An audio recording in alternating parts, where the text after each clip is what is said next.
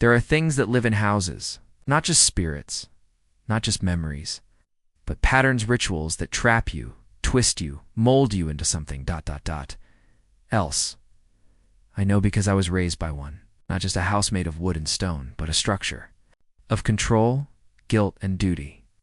And it still haunts me. My name is Thomas. I'm 40 years old, and if you met me, you'd think I had a normal life, wife, kids, a job, some scars.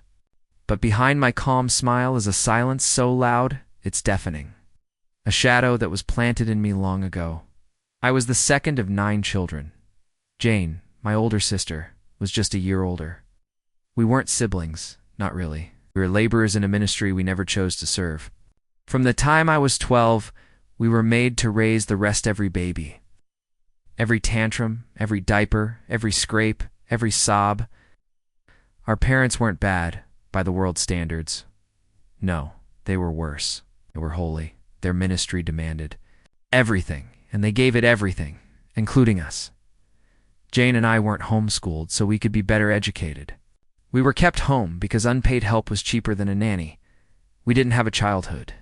We had a schedule. We didn't have games. We had tasks. Wake up, make breakfast, clean, teach the little ones, read your Bible, sweep the floor. Don't question, don't rest, don't ask. And I didn't ask. I remember mornings where I'd stand in the kitchen, the smell of cereal and sour milk lingering in the air, my hands trembling as I tried to get 6 little kids to sit still. Jane would shuffle past me, exhausted from being up all night with another crying infant.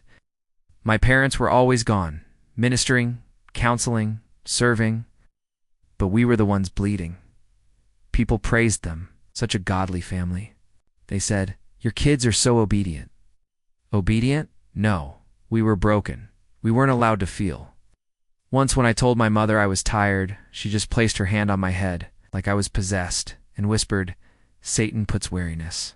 In the hearts of the disobedient, I believed her. For years as we got older, the weight didn't lessen, simply shifted. Jane and I were allowed some freedom to go out, to laugh, as long as the chores were done. But it was a leash, not a gift. We could breathe, but only when we were told to. When I turned 20, I moved out. But not really. There was always a sibling. At my house, my brother JJ practically lived with me because he couldn't take it anymore. And when he got into a car wreck at 17, he didn't call Dad. He called me. Of course he did. I wasn't his brother. I was his father, and then came in. She was warmth, sunlight. She laughed at my jokes. She made me believe I wasn't insane. She loved my siblings. They called her Mama Ann. I thought I'd escaped. But you never really escape a haunted house. Do you? My parents didn't rejoice when I found love. They mourned, not outwardly.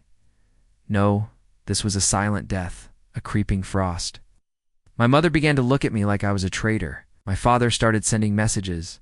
"Talk to your brother. He's misbehaving. Correct your sister. She disrespected us." Even after I had my own children, my parents acted like I was still just one of their tools. And when I finally said no, they turned on me. That's when the real haunting began. Anne got injured. I was diagnosed with kidney failure. When I asked, begged for help, they disappeared. They made promises and canceled them.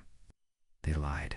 And then I found out my mother had been staying with another daughter-in-law, helping her with her newborn for 6 weeks. My wife Anne cried that night, not because she was overwhelmed, but because she finally saw that I was no longer there. Sunai was a former employee. One night, I said aloud, "I think my parents resent me for choosing Anne, for choosing peace, for not being their tool anymore." Anne reached over, touched my forehead, and whispered, "You're so pretty." I laughed. It was the only moment of peace I'd felt in months, but the house was still there, inside me, whispering you. See, trauma doesn't just live in memories. It lives in expectations. Reactions, silence. After my surgery, Jane called. We cried. We remembered. We shared stories like ghosts recounting the fires that burned them. I realized she wasn't cruel. She was just another victim.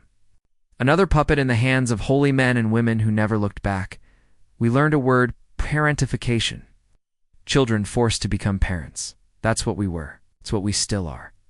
Even as I write this, I feel like that trembling 12-year-old boy again, standing in a kitchen, holding a spoon, stirring oatmeal for children that were never mine. My parents came to visit once after my transplant. They didn't talk about the past. They never do. I had changed. I had seen the truth. I wasn't their son. I was their sacrifice. And then something strange happened. They started to change. My siblings, all of them, stood up. They confronted my parents. They reminded them of the things they did, the things they didn't. My parents didn't yell. They didn't deny. For the first time in my life, they listened. They left the church. My mother called my siblings and asked for forgiveness. My dad started building something real with my kids. It was unsettling, eerie even, as if the ghosts were finally looking back and wondering what they'd done. But I couldn't trust it. Because haunted houses don't just collapse, they shift. They adapt. So I built a new house with Anne, with love, the rules based on kindness, not obedience.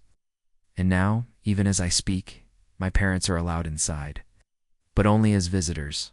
Never again as architects. I still have nightmares. Some nights I dream I'm 12 again, stirring oatmeal.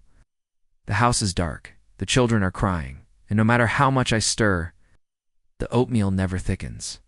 Some people are raised by love. Some are raised by wolves. But me? I was raised by duty. And duty doesn't hug you. It watches you from the end of a long hallway.